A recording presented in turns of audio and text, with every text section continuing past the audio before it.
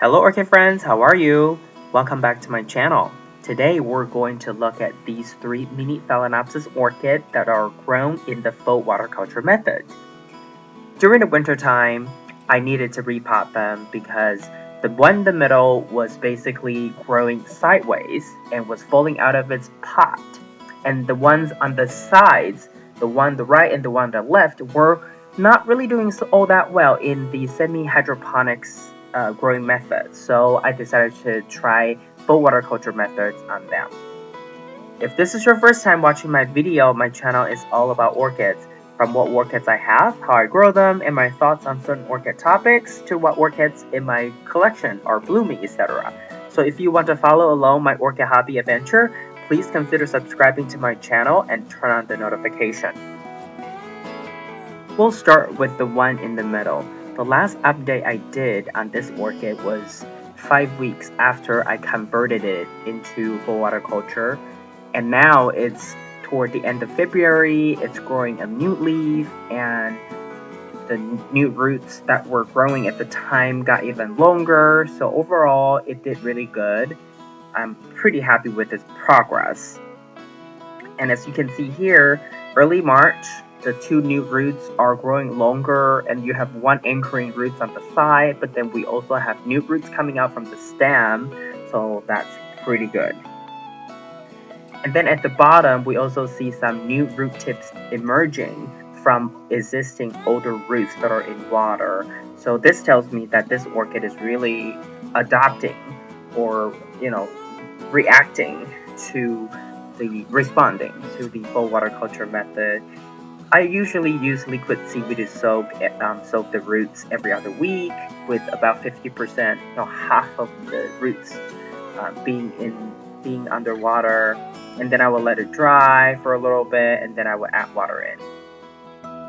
Here is mid-March. You can see in the water here that new roots are growing, longer and longer, and I really think that the liquid seaweed here does the trick, as it's a type of hormone that encourages root growth. And I think that it's working. So far, it's been working really well for me for full water culture orchids. I really like using liquid seaweed to promote root growth here.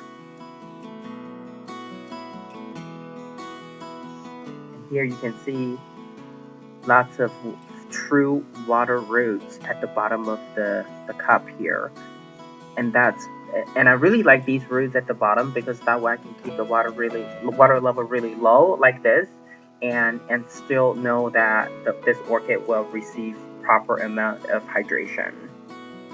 I have a couple subscribers asked me whether I keep a really strict schedule for watering my full water culture orchids, and my answer is no. It really depends on what I see. Sometimes I let them go bare root for a couple of days, sometimes even 3-4 days, and sometimes I would have them soak in water for 2 weeks straight. It really just depends on the weather, the humidity, and what I see how I see the roots are doing at the moment.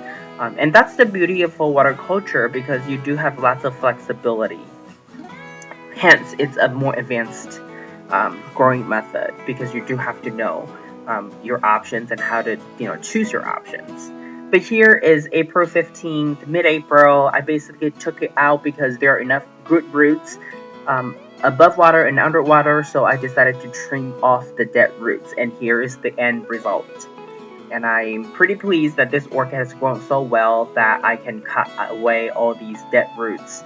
And I haven't done so in the past because I did not want to disturb the orchid and the root system, because it was winter time and it went through conversion and all that. But now I'm happy, I feel pretty comfortable doing it, because the weather is warming up and there is enough good roots that I think it's okay for me to go ahead and take it out of the cup. And here's the orchid on the right, our second orchid. Around mid-March, this growing root is still doing good, but it wasn't still long enough, so my water level is still pretty much at about half. But toward the end of April 21st, you can see that the root is almost touching the bottom of the smaller inner cup. I think it's an 8-ounce cup. right? So I decided that I want to remove the cup so that I would have enough room for this root to continue to grow downward versus growing along the bottom of that smaller cup sideways. And the reason I did that, or the reason I used the small cup, was to conserve water since the root was still so short. But now that it's gotten longer, I can definitely remove the cup and use the outer cup as the only cup that this orchid is in.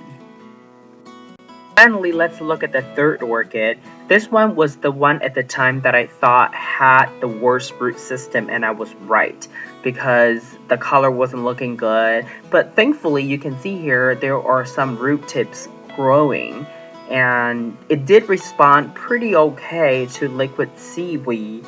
Although the growth rate or the speed of the root growing was significantly slower than the other two.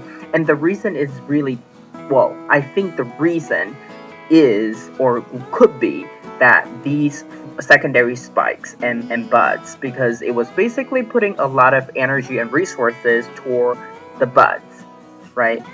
But at the time, it was winter time and it was so not really having any good roots, but it managed to bloom. It gave me one flower. All the other buds blasted due to whatever reason, I don't know.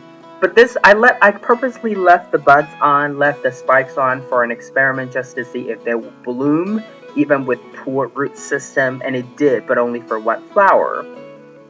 But in the hindsight, if I really want this orchid to bounce back quickly and give me better blooming for next cycle, I should have just cut off the spikes so that it would, or at least cut off the buds, so that way the spike remain, but then can recycle the sap or juice or whatever nutrient that the spikes still have in them.